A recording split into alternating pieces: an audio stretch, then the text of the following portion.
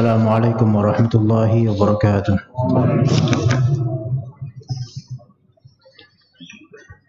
Innal hamdalillah nahmaduhu wa nasta'inuhu wa nastaghfiruh wa na'udzu billahi min shururi anfusina wa min sayyiati a'malina may yahdihillahu fala mudilla lahu wa may yudlil fala hadiya lahu.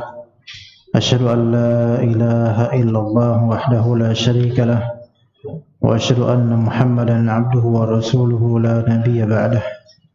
Allahumma inna nas'aluka 'ilman nafi'a wa rizqan thayyiban wa 'amalan mutaqabbalah. Biiznillah ta'ala kita akan melanjutkan kajian kitab Syarah Ushulis Sunnah, yang mana kita sampai di pembahasan nomor 43 atau 44 pada hari ini insyaallah, tentang masalah intiqas ashabi Rasulullah SAW, yaitu mengurangi kadar kehormatan sahabat Rasulullah SAW, atau ditemakan di kajian ini jangan cela sahabat Nabi,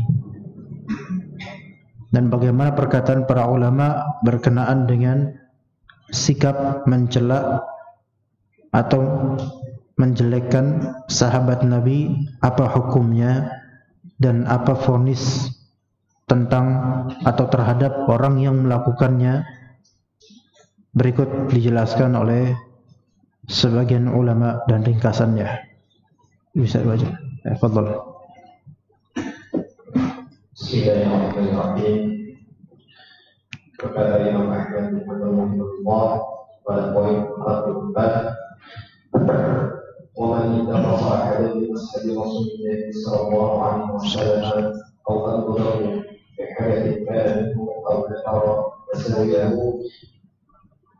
كان مبتدعا حتى يترحم عليه جميعا ويكون قلبه له سليما. Barang siapa yang mencela salah seorang dari sahabat Rasulullah SAW atau membencinya karena suatu kesalahan darinya atau menyebutkan kejelekan-kejelekannya, maka dia adalah seorang ahli bid'ah, sehingga dia menyayangi mereka semua dan dia mesti dia suka membenci atau mencela mereka. Baik, ahsant. Qala al-Imam Ahmad rahimahullah, wa man intaqasa ahadan min ashabi Rasulillah sallallahu alaihi wasallam aw abghadah bihadatsin kana min. Barang siapa yang melakukan intiqas, yaitu mencela. Intiqas berarti menganggap adanya kekurangan, mengurangkan kadar kehormatannya seorang sahabat Rasulullah SAW, atau abghadah. Abghadah artinya membencinya, membenci satu aja sahabat. Bihadatsin kana minhu, dengan sebab suatu hadath, suatu kejadian, suatu kesalahan mungkin yang ada pada sahabat tersebut. Au dzakara masawi'ah, atau menyebutkan kejelekan-kejelekan satu sahabat tersebut. Jadi ada tiga hal. Pertama intiqas, kedua ibghad, ketiga zikrul masawi. Ya, pertama intiqas. Intiqas itu sebenarnya mencela, menjelekkan, atau mengatakan sesuatu yang mengurangi kadar kehormatan seorang sahabat. Ya, mengucapkan atau mengungkapkan suatu hal yang dimaksudkan dengannya pengurangan, intiqas, naqs, kurang, mengurangkan kadar kehormatan sahabat. Ini satu. Kedua, ibghad, yaitu membenci salah satu dari sahabat Nabi. Satu aja sahabat yang dibenci. Ya, apalagi kalau membenci kauman sahabat Nabi, ini boleh jadi bukan sebatas mubtadi' mungkin ya. Kemudian yang ketiga, zikrul masawi. Zikrul masawi yaitu menyebut kejelekan seorang sahabat. Ya. Dan tidak ada sunnahnya hal seperti ini. Tidak ada contohnya kecuali dari ahli bid'ah. Maka dikatakan oleh Imam Ahmad, dan beliau wafat pada tahun 241 Hijriah, kana mubtadi'an, maka dia adalah seorang mubtadi', seorang ahlu bid'ah. Seorang ahlu bid'ah. Kenapa kok langsung divonis mubtadi', bukan sebatas asi, seorang bermaksiat? Karena siapapun yang membicarakan tentang sahabat, maka mesti ada kaitannya dengan agama Allah. Ya, ada kaitannya dengan agama Allah. Ya. Ahli maksiat rata-rata berbicara bukan tentang agama atau tentang dalam agama, bukan tentang kemaksiatan. Tapi seseorang biasanya membincangkan tentang sahabat ini kan berkaitan dengan agama mesti. Ya. Nah, karena berkaitan dengan agama, tidak ada contohnya. Dan kebanyakan dari mereka ini menganggap bahwasanya menjelekkan sebagian sahabat adalah bagian dari agama. Maka ini mubtadi', yaitu menyisipkan suatu perkara dalam agama yang bukan bagian dari agama, tidak ada contohnya, bahkan bertentangan dengan sunnah yang sebenarnya. Ini ibtida', berbuat kebid'ahan dari segi fikrah, mindset, qaul, perkataan. Iya. Maka untuk melihat contohnya adalah apa? Contohnya adalah di antara contoh yang paling menonjol dua firqah, yaitu Syiah dan Khawarij. Lebih menonjol dari keduanya adalah Syiah. Lebih menonjol dari keduanya adalah Syiah. Tapi pada akarnya kelompok yang mengkafirkan sebagian sahabat bahkan keumumannya itulah Syiah dan Khawarij. Syiah dan Khawarij. Ya, dan lebih populer Syiahnya dalam urusan menjelekkan sahabat. Kalau Khawarij itu kerap kali di masalah-masalah yang berkaitan dengan politik gitu loh. Kerap kali ya. Masalah bom bunuh diri, masalah ini kan tuh berkaitan dengan apa? Tidak puas dengan hukum yang ada gitu dan seterusnya. Tapi kalau Syiah ini memang di banyak lini, bukan hanya politik ya. Makanya orang-orang Syiah mereka membahas tentang sahabat-sahabat Nabi dan mengkafirkan keumuman sahabat Nabi kecuali beberapa nama saja, dan itu pun sedikit sekali. Nah, pionir dalam menjelekkan sahabat itu adalah mubtadi'. Tidak ada di kalangan ahlus sunnah yang mengawali menjelekkan sahabat, tidak ada. Yang terawal adalah Khawarij dan Syiah, selesai. Dan kalau misalnya antum bertanya kepada orang-orang yang ada di diskotik misalnya, atau orang-orang yang di tempat maksiat misalnya, atau di warung kopi, atau di tempat maksiat yang jelas maksiat, mereka tidak pernah membincangkan tentang Abu Bakar, Umar, Uthman, Ali, Abu Hurairah, Muawiyah, dan seterusnya. Enggak ada perbincangan tentang itu, karena mereka bicara maksiat, bicara hal-hal duniawi. Tapi kenapa ada di majelis ilmu misalnya, atau di mimbar, atau di forum diskusi ilmiah, tapi malah menjelekkan sahabat? Berarti ini orang-orang yang memang menganggap bahwa saya membicarakan kejelekan sahabat atau menjelekkan sahabat adalah bagian dari agamanya, bagian dari manhajnya dia. Ya, maka disebut mubtadi', bukan sebatas asi, ahli maksiat. Sampai kapan disebut mubtadi'? Hatta yatarahama alaihim jami'a, sampai rela untuk tarahum, yaitu mengucapkan rahmat, mengucapkan doa minta rahmat untuk para sahabat, seperti mengatakan rahimahumullah atau radhiyallahu anhum. Ya, radhiyallahu anhum. Dan kalimat radhiyallahu anh ini oleh Ahlus Sunnah dipakai untuk para sahabat. Kalau misalnya oleh Syiah, radhiyallahu anh dipakai oleh orang Syiah untuk sebagian sahabat, sedikit dari sahabat, itu pun hampir tidak pernah. Kalau mereka menyebut Ali, mereka biasanya enggak pakai radhiyallahu anh, tapi pakai apa? Karramallahu wajhah. Karramallahu wajhah. Maka sebagian dari ulama mengatakan, akhi antum ahlus sunnah, Walaupun doa itu bagus, karramallahu wajah, semoga Allah memuliakan wajahnya, itu bagus.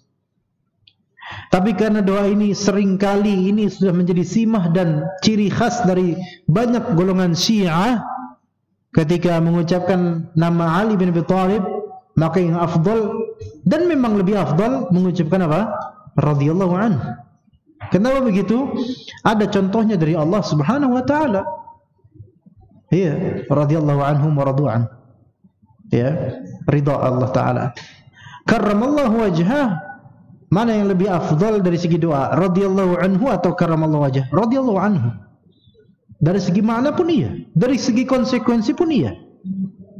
Allah, semoga Allah meridai beliau dengan semoga Allah memuliakan wajah beliau. Taib, mana yang lebih afdal? Lebih menyeluruh kebaikannya, ridha Allah terhadapnya.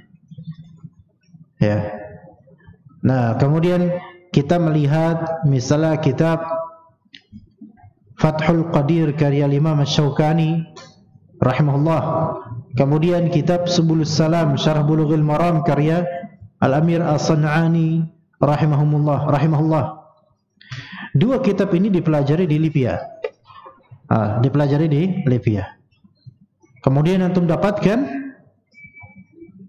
setelah lafal Ali ada karramallahu wajhah kadang-kadang. Yang mana kok ini kan ciri khas biasanya Syiah. Iya, mereka itu dulunya juga pernah juga mengalami itu, dan kemudian taubat kembali ke sunnah dan menjadi ulama sunnah dan melawan Syiah dan Sufiyah, dan akhirnya lihat. Tapi dalam hal ini mereka masih mengucapkan itu. Cuman itu tidak masalah ya, insyaallah. Cuman kita karena kita tidak tinggal di lingkungan Syiah, buat apa kita? Cukup radhiyallahu anhu. Ya. Dan itu berlaku untuk seluruh sahabat Nabi tanpa kecuali. Seluruh sahabat Nabi tanpa kecuali. Wa yakuna qalbuhu lahum salima, setelah rela untuk mendoakan rahmat dan ridha untuk para sahabat, maka yakunu qalbuhu lahum salima, hatinya bersih. Sampai hatinya bersih baru disebut sunnah. Sampai hatinya bersih dari sikap membenci atau mencela sahabat Nabi. Dari enggak ada sedikit pun haraj dan ketidaksukaan terhadap salah satu dari seluruh sahabat. Satu aja kita enggak suka sama seorang sahabat, enggak boleh, haram. Karena tidak teriwayatkan ada sahabat kecuali yang kemudian setelah itu murtad atau munafik, itu tidak disebut sahabat mereka. Mereka disebut munafik. Sahabat yang mulia radhiyallahu anhum tidak ada satupun yang tidak diridhai oleh Allah Subhanahu wa taala. Untuk dikabar, maksudnya kita tidak tahu ada yang Allah Ta'ala murkai sampai akhir hayatnya gitu, kemudian seperti orang-orang normal biasa, enggak. Mereka adalah orang-orang yang mulia dengan derajat sahabat Nabi itu saja sudah secara zat mulia. Makanya nanti akan ada dalil yang menunjukkan secara zat derajat kesahabatan itu sudah mulia secara zatnya. Derajat sahabat pernah berjumpa dengan Nabi dalam keadaan muslim dan wafat dalam keadaan Islam, itu khalas, tidak ada yang mampu mengungguli derajat tersebut untuk kalangan-kalangan setelahnya. Maka sesoleh-solehnya kita jemaah sekalian, ikhwah sekalian, tidak ada yang sampai derajat sahabat, baik dari segi laqab nama ataupun dari segi kemuliaan. Namun Allah lebih tahu bagaimana derajat setiap manusia di akhirat. Allah yang lebih tahu. Cuman umumnya seperti itu. Tapi kita lanjut di syarahnya, tafadhal. Dari Allah Ta'ala, a'udzu billahi minasyaitonir rajim. Laqad Allahu 'ala an-nabiyyi wal mu'minina wal ansari alladziina tabauhu fi sa'atil 'usra. Sesungguhnya Allah menerima taubat Nabi, orang-orang mukmin dan orang-orang Ansar yang mengikuti Nabi dalam masa kesulitan. Quran surat At-Taubah ayat 117. Dan juga kemudian walladzi tadi bacanya gimana tadi? Walladzina jauh ya. والذين جاءوا من بعدهم يقولون ربنا اغفر لنا ولإخواننا الذين سبقونا بالإيمان ولا تجعل في قلوبنا غلا للذين آمنوا ربنا إنك رؤوف رحيم.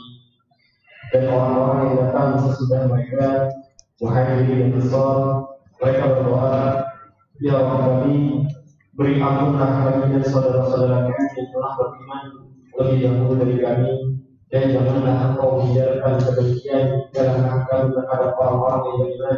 Ya kami, sesungguhnya engkau maha menyambut dari maha penyayang. Quran Surat Al-Hasyr ayat 10. Dan sabda Nabi Sallallahu Alaihi Wasallam, la tasubbu ashabi, walladhi nafsi biyadihi, law anfaqa ahadukum mithla uhudin dhahaban ma balagha mudda ahadihim wala nasifahu. Janganlah kamu mencela para sahabatku, janganlah kamu mencela para sahabatku. Demi jiwaku yang ada di dalamnya, seandainya salah seorang dari kamu berinfak emas besar Uhud, niscaya pahalanya tidak akan menyaingi pahala infak satu pun salah seorang dari mereka, dan tidak pula sebaliknya. Hadis riwayat Bukhari dan Muslim. Ahsan. Dalil bahwasanya para sahabat mereka memiliki keutamaan yang tidak dimiliki selainnya. Di antara firman Allah Subhanahu wa taala, laqad taballahu 'alan nabiyyi wal muhajirin wal ansari alladhina tabauhu fi sa'atil usrah. Sesungguhnya Allah benar-benar telah menerima taubatnya Nabi. Nabi alaihissalam pun bertaubat. Sebagaimana dalil yang disebutkan oleh beliau, sebagai hadis yang disebutkan oleh beliau alaihissalam, inni la astaghfirullah wa atubu ilaih 100 marrah fi kulli yawm. Atau kama qala Nabi SAW, sesungguhnya saya mengucapkan astaghfirullah wa atubu ilaih 100 kali dalam satu hari. Dalam riwayat lain 70 kali dalam sehari. Ya, berarti Rasulullah mengucapkan astaghfirullah wa atubu ilaih. Dan juga dalil-dalil lain, Rasulullah SAW mengajarkan kepada kaum muslimin, kepada sahabatnya beberapa doa. Ya, sebagaimana Rasulullah SAW mengajarkan di antaranya doa setelah berwudu, Allahumma ja'alni minat tawwabin wa ja'alni minal mutatahhirin. Ya, kemudian doa yang Rasulullah SAW ajarkan ketika ditanya oleh Abu Bakar, alimni, wajarkan kepada saya suatu doa ya Rasulullah. Maka beliau menjawab, Allahumma inni zalamtu nafsi zulman katsira wa la yaghfiru dzunuba illa anta faghfir li maghfiratan min 'indik warhamni innaka antat tawwabur rahim. Ya, dan seterusnya dari doa-doa yang ma'thur dari Nabi SAW yang menunjukkan bahwasanya beliau bertaubat kepada Allah dan beliau mengajarkan kaum muslimin untuk bertaubat. Ya, kendati pun Rasulullah SAW kesalahannya telah diampuni oleh Allah yang sebelum dan setelahnya, diampuni oleh Allah Subhanahu Wa Taala. Tetapi sebagai contoh untuk umatnya, tuh yang sudah diampuni dan pasti diampuni, saja masih beristighfar dan bertaubat. Apalah lagi dengan yang tidak ada kepastian untuk dirinya saat ini, kan? Seperti kita ini. Maka lebih wajib lagi kita untuk bertaubat. Laqad taballahu 'alan nabi wal muhajirin wal ansar. Dan juga kaum muhajirin dan orang-orang ansar. Ini juga menunjukkan bahwasanya orang-orang muhajirin dan orang-orang ansar itu tawwabun, orang-orang yang ahli taubat, sehingga Allah Ta'ala menerima taubat mereka. Alladzina taba'uhu fi sa'atil usrah, yang mengikuti Nabi SAW dalam masa kesulitan. Ini juga menunjukkan bahwasanya kesulitan yang dihadapi oleh Nabi dan para sahabatnya tidak hanya di periode Mekah, tapi juga di periode Madinah di beberapa momentum. Ya. Bahkan tantangan di periode Madinah itu adalah tantangan yang lebih masif, ya enggak? Lebih ekspansif, lebih meluas dibandingkan dengan tantangan yang ada di periode Mekah. Ketika tantangan di periode Mekah, betul tantangan sampai diancam bunuh, diancam ini dan seterusnya. Tapi itu masih berkisar di dalam internal Mekah. Adapun ketika dakwah sudah menyebar, menyeruak, kemudian hijrah ke Madinah. Lihat di Madinah, kesukuan itu kabilah-kabilah lebih banyak. Kabilah-kabilah lebih banyak. Iya. Kalau di Mekah ya Quraisy dan lainnya, cuman Allah Ta'ala berikan jaminan keamanan di situ.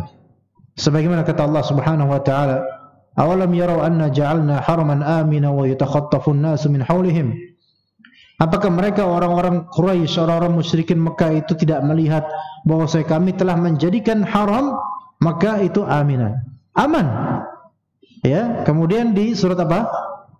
Wa hadzal baladil amin. Negeri demi negeri aman ini apa itu? Mekah. Dan itu berkah dengan izin Allah dari doanya Nabi Ibrahim alaihissalam. Ya, di surat Al-Baqarah. Wa idz qala Ibrahim rabbi ij'al hadza baladan amina. Di surat Ibrahim, wa idz qala Ibrahim rabbi ij'al hadzal balada amina. Doa Nabi Ibrahim alaihissalam untuk tanah Mekah. Namun ketika datang ke Madinah dan kita tahu Madinah ada orang asli Arab pribumi dan ada orang pendatang yaitu orang Yahudi. Banu Qainuqa, Nadir. Dan ada suku di Madinah asli situ yaitu Aus dan Khazraj, yang mana masing-masing memiliki sekutu dari kalangan Yahudi. Nah, sebelum kedatangan Nabi SAW, mereka adalah kaum yang saling Wadhkur ni'matallahi idh kuntum di surat Ali Imran, juz ke-4. Kayf gimana? Antafshala wallahu waliyuhuma. Lah, itu perang Uhud itu. Itu perang Uhud itu. La wa'tasimu bihablillahi jami'an wa la tafarraqu wadhkuru ni'matallahi 'alaikum idh kuntum a'da'an fa'alafa baina qulubikum fa asbahtum ikhwana. Itu maksudnya. Yaitu ingatlah nikmat dari Allah Subhanahu wa taala ketika kalian dahulu idh kuntum a'da, dulu kalian saling bermusuhan, Aus Khazraj. Fa'alafa baina qulubikum, kemudian Allah lembutkan hati kalian dengan iman. Makanya dia sebut orang masuk Islam jadi mu'allaf. Fa'alafa baina qulubikum, mu'allaf. Fasbahtum bi ni'matihi ikhwana. Maka kalian kemudian menjadi ikhwan, maksudnya saudara, menjadi saudara setelah itu. Wa kuntum ala syafa hufratin minan nari fa anqadhakum minha. Tadinya ketika berseteru kalian itu udah kayak mau di jurang neraka gitu loh. Kemudian Allah Ta'ala selamatkan dari itu.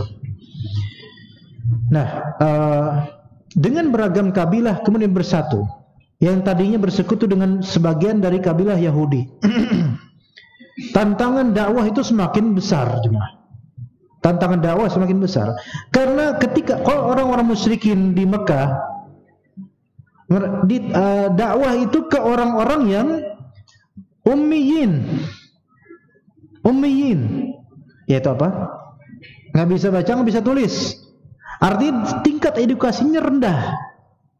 Sebenarnya lebih baik mentalkin aja, talkin. Makanya orang yang tingkat edukasi rendah itu emosinya lebih tinggi, perlawanannya lebih ke fisik, ya enggak? Perlawanannya lebih ke fisik. Antum lihat awal-awal dakwahnya Rasulullah SAW di Mekah, dilempar inilah, dilempar itulah. Kenapa? Enggak paham. Tapi ketika di Madinah menghadapi kabilah yang sudah Muslim, alhamdulillah, Aus Khazraj, alhamdulillah. Tapi ada orang Yahudi. Untuk mendakwahi mereka ini enggak sembarangan karena mereka memiliki kitab, makanya disebut ahlul kitab. Artinya mereka punya hujah yang berupa kitab yang tidak terdapat pada orang-orang musyrikin Arab yang buta huruf. Tantangannya lebih besar lagi itu. Iya, coba aja antum mendakwahi orang biasa dengan bagi-bagi sembako. Banyak yang datang. Banyak insyaallah. Antum mendakwahi, kemudian yang antum dakwahi adalah dosen-dosen. Ayo, sok. Mau apa? Antum dakwahi dosen, Pak dosen, jangan isbal. Pak dosen nanya. Dia dosen eng-ing-eng lagi, universitas namanya eng-ing-eng. Ya. Dibantah antum dengan dalilnya, dengan mantiknya, dengan ini, wah dibantah. Sedangkan antum ngajinya tematik tiap hari, nggak bisa. Lebih ini levelnya beda, begitu kan? Dan itu ada kesulitan tersendiri, jemaah sekalian. Dan peperangan rata-rata di periode Madinah, ya, di periode Madinah rata-rata. Nah, makanya jangan dikira bahwa ketika Islam ini sudah menyebar luas, tantangan hilang, enggak, malah justru ada banyak hal yang tidak terdapat pada awal-awal dakwah. Belum lagi orang munafiknya. Nah kan gitu. Banyaklah tantangannya. Baik, kemudian firman Allah Subhanahu wa taala, "Walladzina ja'u min ba'dihim yaquluna rabbana ighfir lana wa li ikhwanina alladzina sabaquna bil iman. Wa la taj'al fi qulubina ghillan lil ladzina amanu rabbana innaka ra'ufur rahim." Dan orang-orang yang datang sesudah orang-orang yang muhajirin dan ansar dari tabi'in sampai zaman kita ini disyariatkan untuk berkata apa? Rabbana ighfir lana wa li ikhwanina alladzina sabaquna bil iman wa la taj'al fi qulubina ghillan lil ladzina amanu rabbana innaka ra'ufur rahim. Mengatakan apa? Rabbana ighfir lana. Ya Rabb kami, berilah ampunan kepada kami, wal ikhwanina alladzina sabaquna bil iman, dan berikanlah ampunan kepada saudara-saudara kami yang telah beriman lebih dahulu daripada kami, yaitu para sahabat. Ya. Nah, kalau makin kemari disyaratkan doain untuk kita, makin banyak individu yang kita mintakan pada Allah Ta'ala ampunan buat mereka. Ya enggak? Iya. Dibandingkan ketika tabi'in mengucapkan kalimat ini, doa ini. Sekarang abad 15 Hijriah. Sudah berapa belas generasi Muslim yang telah mendahului kita dari segi iman, usia, dan juga wafatnya.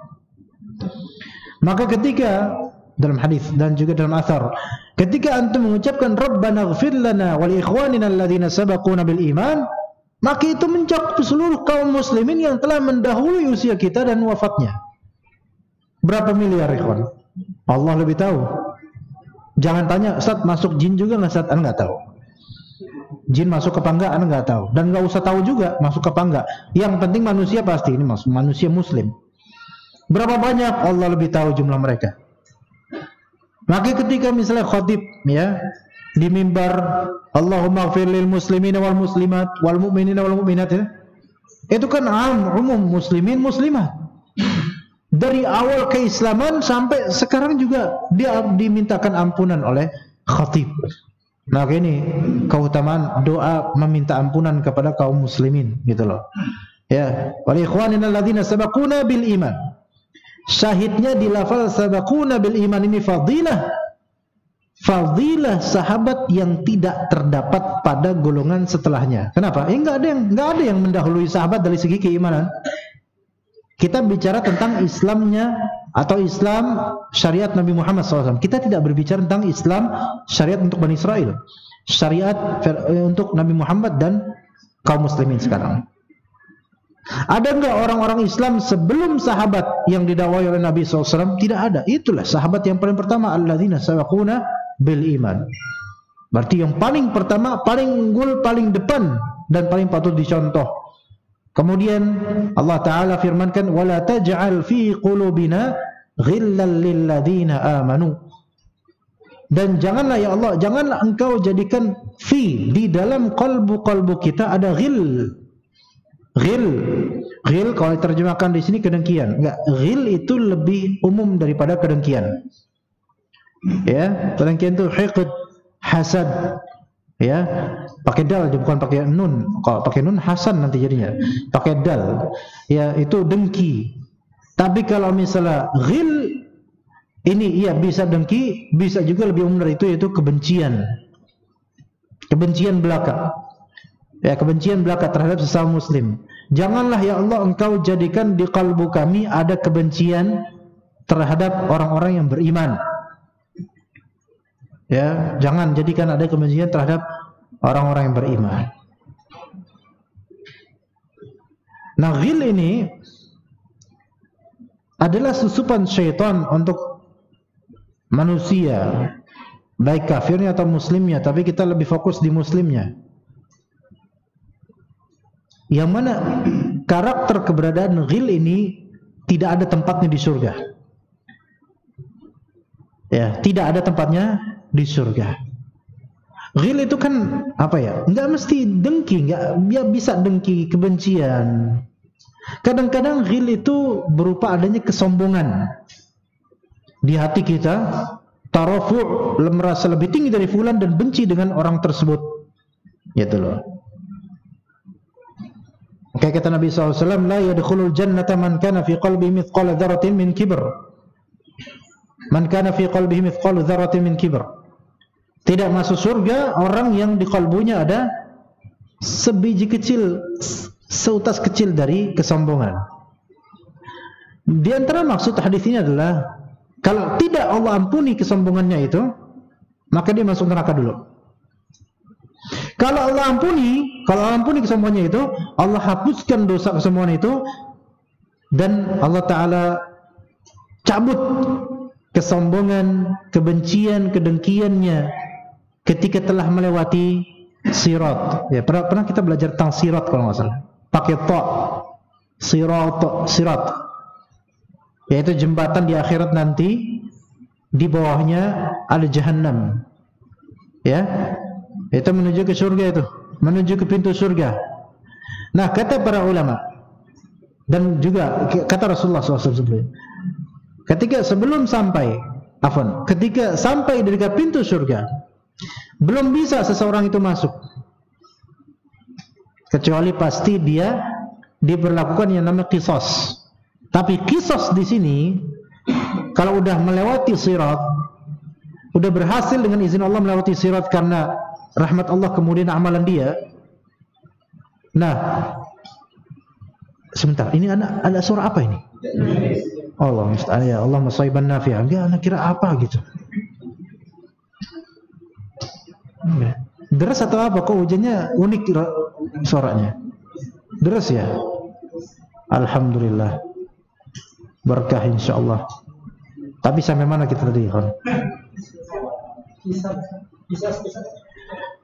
Ada kisas sebelum sirat. Ya, kisas kau ini kisas jaza, ya apa Van?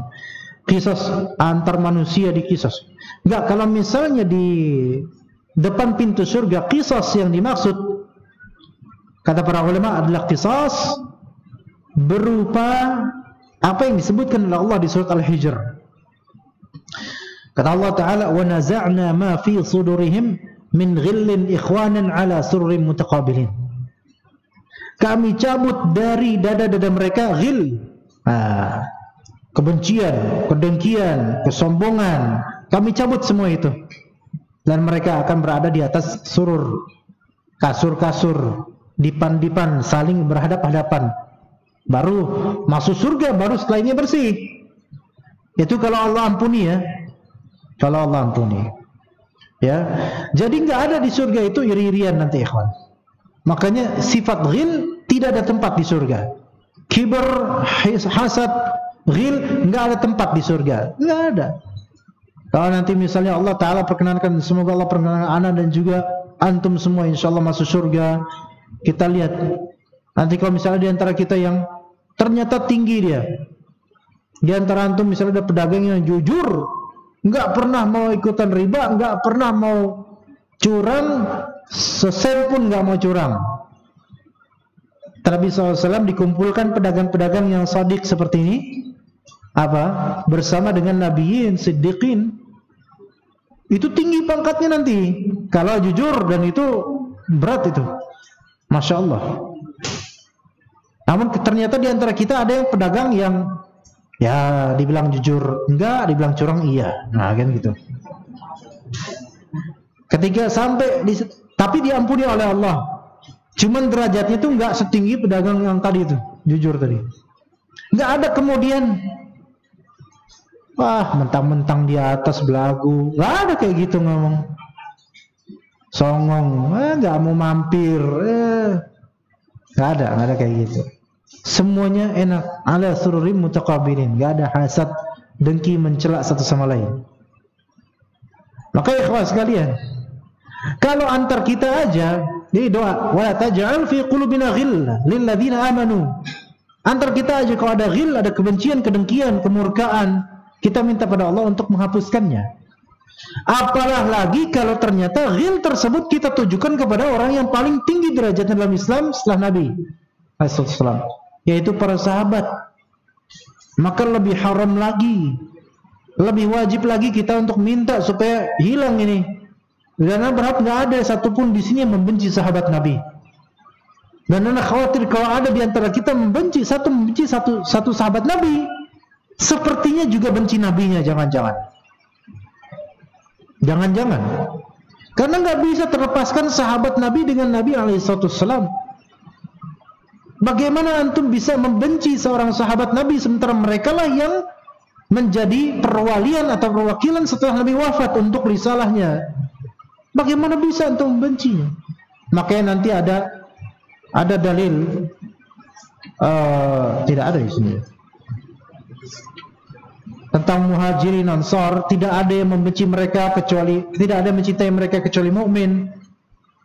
Ya, tidak ada yang membenci mereka kecuali ada masalah dengan keimanannya. Baik, Rabbana innaka raufur rahim.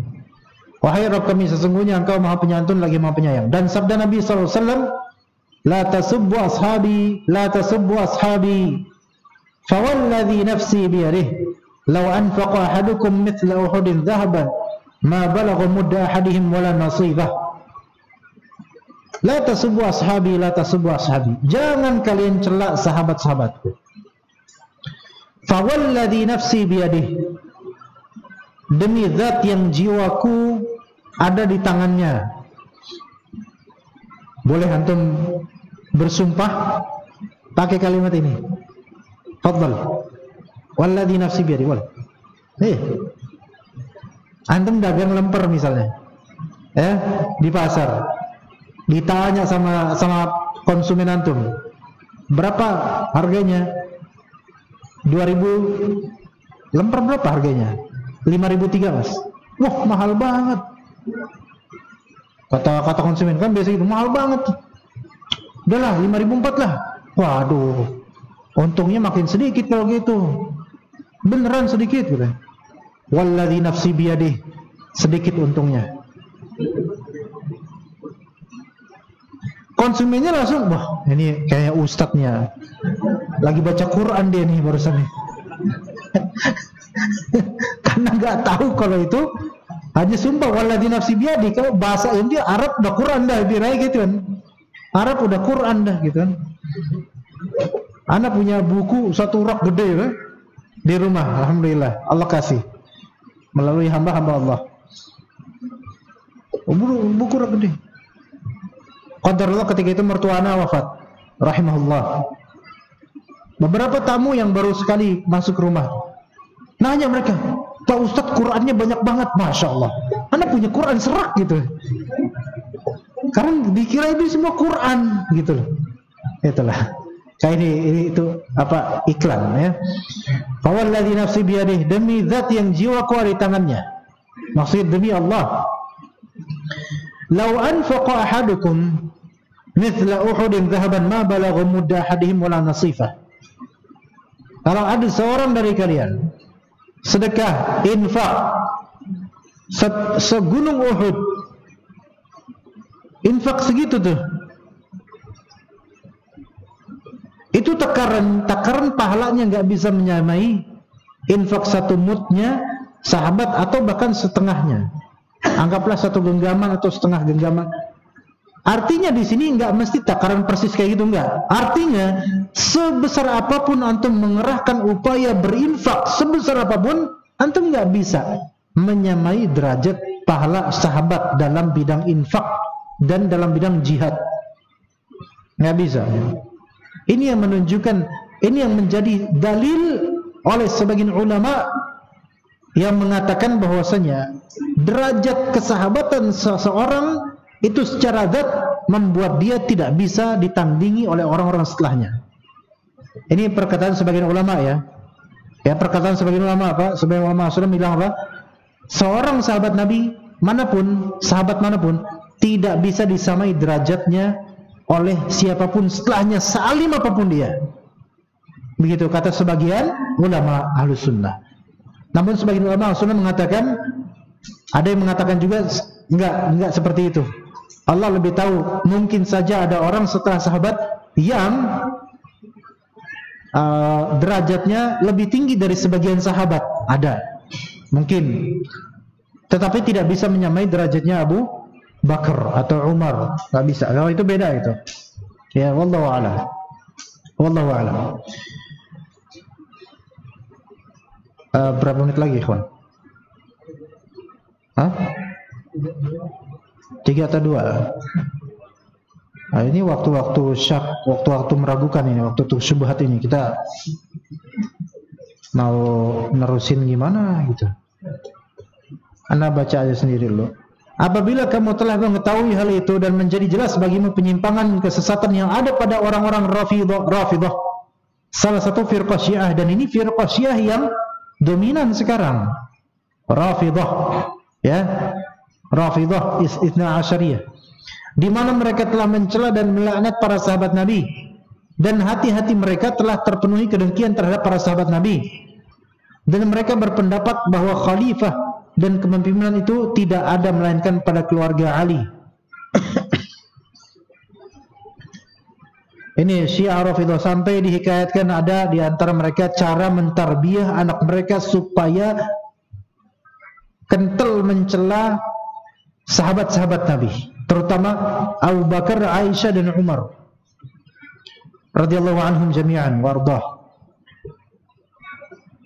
Di antara mereka ada yang punya anak balita atau 5 tahun atau sekian itu ya Mas, masih suka main-mainan gitu kan. Mereka belikan mainan yang dicintai oleh anak tersebut. Ya. Suatu ketika mereka ambil mainannya, pas lagi mainin dia ambil, nangis kan tuh, atau ngambek tuh anaknya. Tapi bapaknya membesarkan, laknat dulu Abu Bakar, laknat dulu Umar, laknat dulu Aisyah, baru bapak kasih mainan ini. Akhirnya dilaknat sama anak tersebut, baru dikasih mainan. Itu cara mereka mentraining dengan keterpaksaan dan dengan ketidaktahuan anak tersebut tentang apa yang dia ucapkan. Sampai tua itu jadi udah ditalqinkan dari apa? Dari kecil. Itu orang-orang Syiah Rafidah. Ya, seperti saking benci mereka pada para sahabat Nabi. Insyaallah kita lanjutkan ba'dal Isya insyaallah taala. Wa sallallahu ala nabiyyina Muhammad wa ala alihi wa sahbihi ajma'in. Qul qouli hadza wa astaghfiru innahu ghafurur rahim. Alhamdulillah wassalatu wassalamu ala Rasulillah. Amma ba'd. Disebutkan di sini dalam syarahnya, pernah ada seorang laki-laki menyebutkan kejelekan Aisyah radhiyallahu anha dengan menuduh beliau Ummul Mukminin telah berzina di hadap, menuduh beliau radhiyallahu anha telah berzina. Laki-laki tersebut membicarakan hal itu di hadapan Utbah bin Abdullah Al-Hamdani Al-Qadhi. Maka sang Al-Qadhi ini berkata, "Ya gulam, wahai gulam, aina, penggal leher orang ini." Maka orang-orang Alawiyun ketika itu, yaitu keturunan dari Ali bin Abi Thalib, namun golongan Syiah, mereka berkata kepada Al-Qadhi, "Huwa minna, min syi'atina." Dia termasuk dari golongan kami, dari Syiah. Lalu Utbah bin Abdullah Al-Hamdani berkata, "Aku berlindung kepada Allah, orang ini telah menikam kehormatan Nabi alaihissalam." Jadi menuding Aisyah radhiyallahu anha berzina, a'udzubillah min dzalik, itu sama dengan menikam kehormatan Nabi, bahkan bisa terjadi kekufuran pada orang ini. Kenapa begitu? Karena Allah Subhanahu wa taala berfirman, "Al-khabithatu lil-khabithina wal-khabithuna lil-khabithat, wat-tayyibatu lit-tayyibina wat-tayyibuna lit-tayyibat. Ulaika mubarra'una mimma yaqulun, lahum maghfiratu wa rizqun karim." Wanita-wanita yang khabith, pelacur atau semisalnya, lil khabithin, itu untuk pria-pria yang juga sama kejinya, sama khabithnya, kotornya. Wal khabithuna lil khabithat, pria yang kotor, keji, khabith, itu juga buat wanita-wanita yang sama derajatnya atau karakternya. Wat tayyibatu lit tayyibin, sebaliknya. Wanita-wanita yang baik adalah untuk pria-pria yang baik. Wat tayyibuna lit tayyibat, laki-laki yang baik itu untuk wanita-wanita yang baik pula. Nah, jadi kita lihat kalau misalnya bagaimana diri kita sekarang, ya pasangan kita Allah pasangkan dengan apa? Ya, kalau misalnya ternyata pasangan kita itu jelek sekali perangainya, ya sebelum kita menghakimi saya baik gitu. Tapi coba lihat, jangan-jangan emang kita juga tidak baik, akhirnya Allah pilihkan yang seperti itu. Tapi kalau qadar Allah, kita udah berusaha baik, berusaha soleh, namun Allah Ta'ala menitipkan ini pasangan kok seperti ini ya, keji, kotor, bahkan misalnya berzina misalnya. Makanya di sini ujian ya, ujian bagi orang-orang beriman untuk bersabar. Ulaika mubarra'una mimma yaqulun, mereka yang dituduh yaitu para sahabat bersih dari apa yang dituduhkan oleh orang penuduh. Lahum maghfiratu wa rizqun karim, bagi para sahabat ini, bagi orang tertuduh ini ampunan dan rezeki yang mulia. Maka di sini dikatakan oleh Utbah Al-Hamdani, apabila dikatakan Aisyah adalah wanita yang keji, maka otomatis sama dengan mengatakan Nabi SAW itu pria yang keji juga. Kenapa? Karena di ayat tadi, al-khabithatu lil-khabithin. Kalau misalnya Aisyah, mereka katakan Aisyah adalah pezina, na'udzubillah min hadzal kalam, maka itu sama dengan mengatakan Nabi SAW sama seperti Aisyah. Karena kalau perempuannya khabith, maka pasangannya khabith gitu. Kalau perempuannya khabithah, pasangannya khabith. Perempuannya keji, pezina, ya pasangannya juga seperti itu, dipasangkan oleh Allah seperti itu. Maka ia, yaitu orang yang menuduh Aisyah dengan kekejian itu adalah orang kafir, kata Utbah. Maka penggalah lehernya. Lalu mereka pun memenggal lehernya orang yang tadi menjelekkan Aisyah dengan tudingan bahwasanya beliau adalah pezina. Imam Syafi'i berkata, tidaklah aku melihat dalam perkara ahwa nafsu suatu kaum yang lebih sering bersaksi palsu daripada orang-orang Rafidah. Ya, maka orang-orang Syiah, termasuk Syiah Indonesia, yang alhamdulillah beberapa waktu lalu gembongnya mati, itu bersyukur pada Allah Subhanahu Wa Taala. Ya, dan semoga berlanjut kepada gembong-gembong berikutnya dari gembong-gembong kesesatan. Itu kata Imam Syafi'i tadi, tidak ada di antara ahlil bid'ah, ahlil adha, ahlil ahwa yang lebih sering bersaksi palsu dan dusta daripada orang-orang Syiah. Syiah Rafidah. Syiah yang di Indonesia ini Syiah Rafidah, ikhwah. Ya, bukan Syiah Zaidiyah. Maka kalau kita punya teman-teman yang belagak bijak padahal jahil atau cari perhatian sama manusia, mengatakan bahwasanya tidak semua Syiah itu kafir. Ada toh Syiah Zaidiyah, kata mereka. Ada Syiah Zaidiyah. Yang mana itu ada di Yaman. Ya. Itu ada beberapa dari teman-teman, terutama Harakiyun, ya, untuk cari masa, cari simpati pada kaum muslimin, pada orang-orang sok insaf, sok toleran. Ketika kita katakan hati-hati terhadap Syiah, mereka itu sudah keluar dari jalur Islam. Mereka mengkafirkan keseluruhan sahabat kecuali beberapa saja. Dan mereka itu musyrikun. Mereka itu seperti menyembah Ali bin Abi Thalib dan mengkultuskannya, melebihi bahkan derajat Nabi Muhammad kadang-kadang.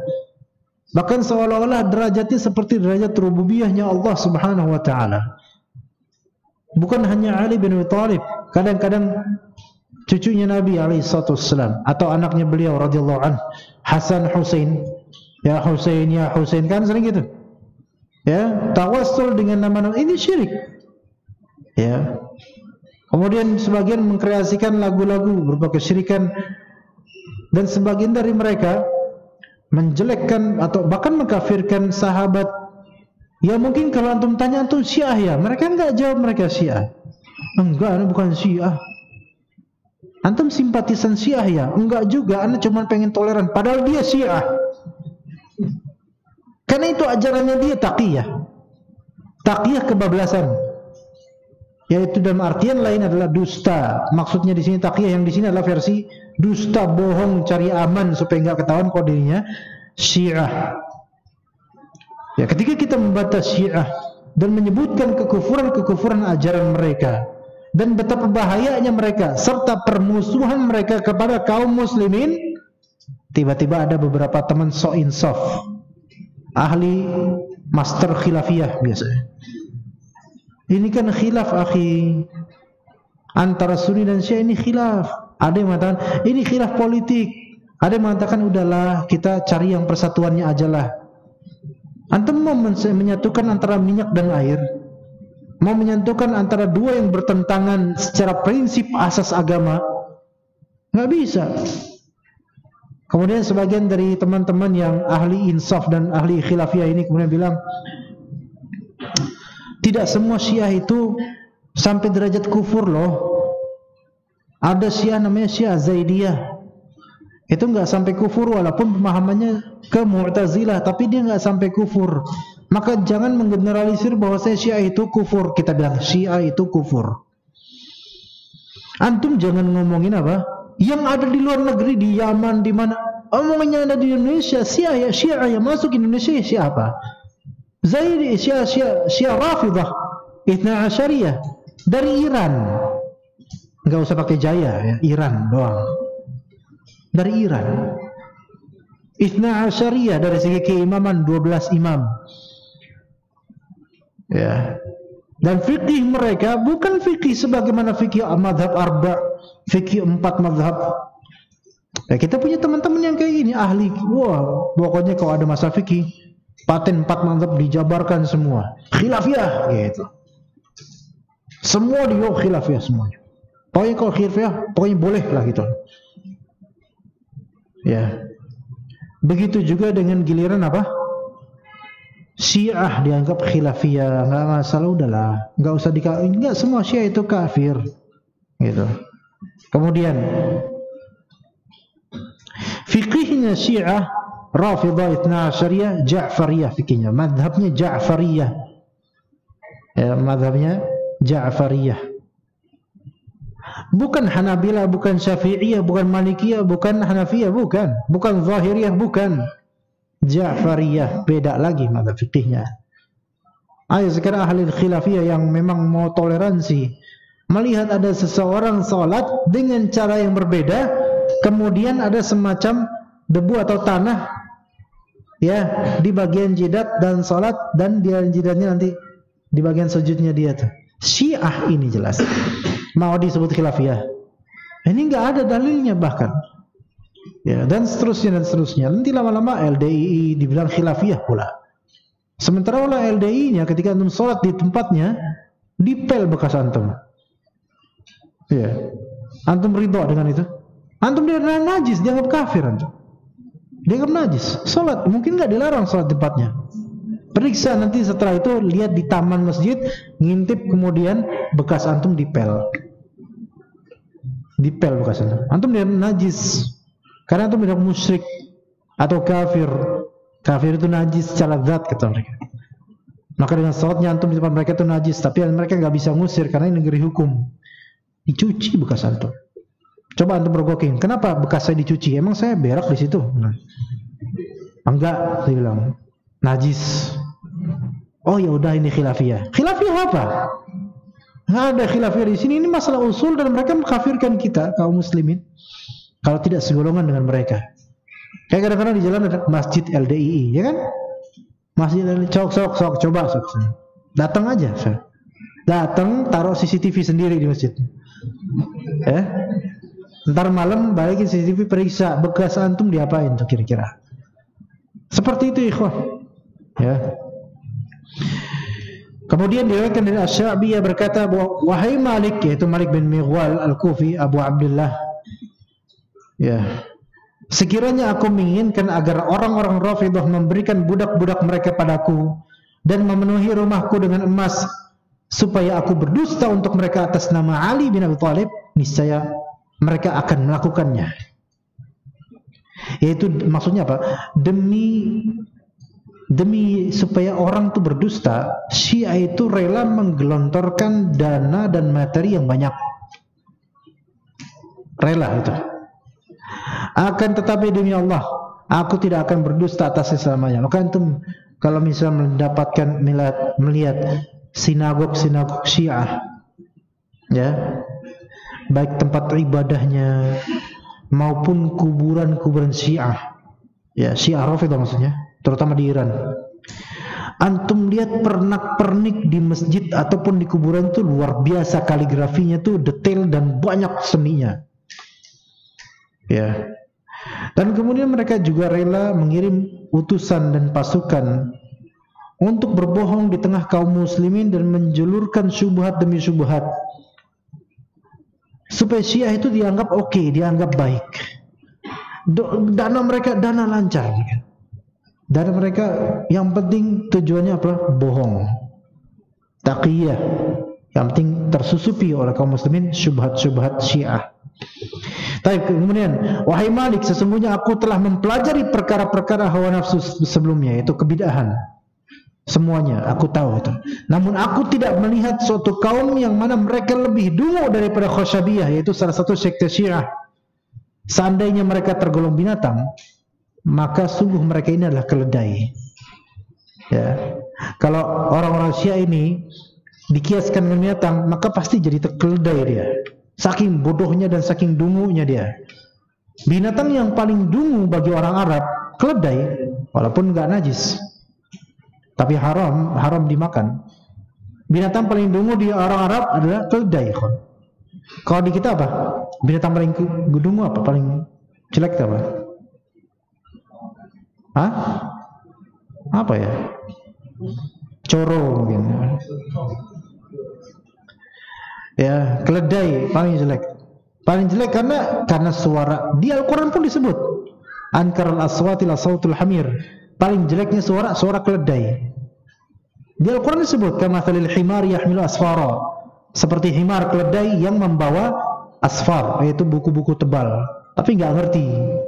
Artinya keledai itu udah suaranya jelek, bodoh, nggak ngerti, gitu loh.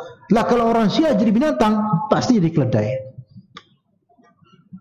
Lah kalau orang Sunnah jadi binatang gimana? Enggak, orang Sunnah manusia, insya Allah.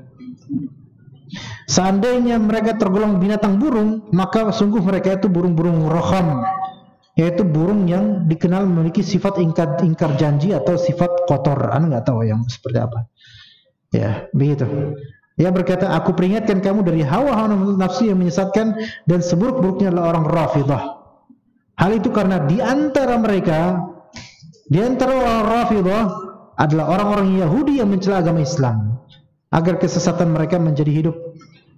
Sebagaimana Bulis bin Shaul atau Syawuz mencela seorang raja, mereka tidaklah masuk Islam karena rasa cinta atau takut kepada Allah, akan tetapi karena kebencian dan celaan mereka kepada orang Islam. Ada orang-orang yang masuk ke orang-orang Islam, sok Islam atau belagak seperti orang Islam, tapi tujuannya supaya mengobrak-abrik Islam dari internalnya. Itu kira-kira sekarang ada nggak gitu ya? Hah? Di antaranya itu. Kalau Anda sebut nanti terciduk Anda. Ada di hati antum masing-masing, gambarnya udah tahu lah siapa. Ya. Dibilang Islam, nggak tahu dia Islam dari mana gitu. Tapi ngomongin Islam terus. Iya. Iya. Mungkin dia seorang duda ya gitu. Mungkin dia seorang duda ya. Oke, orang-orang Yahudi berkata kerajaan itu tidak layak kecuali bagi kerajaan Daud. Sama orang Yahudi bilang nih, ya namanya kerajaan, kekuasaan itu nggak layak kecuali kekuasaannya Daud. Orang Yahudi itu mereka mengkultuskan Nabi Daud, dan memang Nabi Daud seorang nabi alaihissalam. Ya. Dan mereka melihat yang namanya mulk, kerajaan dan raja yang paling benar adalah, yang hak adalah Daud alaihissalam, kata orang-orang Yahudi. Kata orang-orang Syiah Rafidah, kepemimpinan itu tidak layak kecuali keluarganya Ali bin Abi Thalib. Ada keserupaan di sini. Ya. Orang-orang Yahudi mereka mengingkari kepemimpinan Rasulullah SAW. Mereka lebih mengatakan kepemimpinan Daud. Makanya mereka negara yang disebut negara Israel pakai simbol atau bintang yang mereka sebut bintang Daud, bintang David. Ya, tapi nggak semua yang bernama David berarti dia Yahudi, nggak mesti. Ada yang Nasrani. Ya. Nah, coba menurut antum lebih luas mana kerajaan Nabi Daud atau Nabi Sulaiman? Nabi Daud ini kan kalau dikisah di surat Al-Baqarah, ya, mulai ya beberapa halaman terakhirnya, alam tara ilal mala'i min bani Israil min ba'di Musa idh qalu, ya, dan seterusnya. Nanti kemudian ada namanya Talut. Terus ada kerajaannya Jalut yang jahat, yang zalim.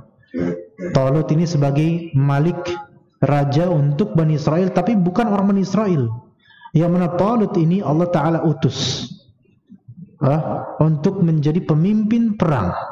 Karena orang Bani Israel sendiri yang nge-request. Dan Nabi Daud ketika itu ada di tengah-tengah Bani Israel, seorang nabi. Dan beliau ahli perang juga, Nabi Daud. Cuman ketika itu belum menjadi panglima atau pemimpin perang. Maka Allah utus Talut, manusia dari luar Bani Israel, untuk mengatur strategi perang. Lama cerita, kemudian di halaman berikutnya akhirnya endingnya apa? Nabi Daud alaihissalam membunuh Jalut, ya, berhasil, dan kemudian akhirnya kepemimpinan dipegang oleh Nabi Daud alaihissalam. Nah, itu diakui oleh siapa? Yahudi. Ya. Bagaimana dengan anaknya Nabi Daud? Siapa anaknya Nabi Daud?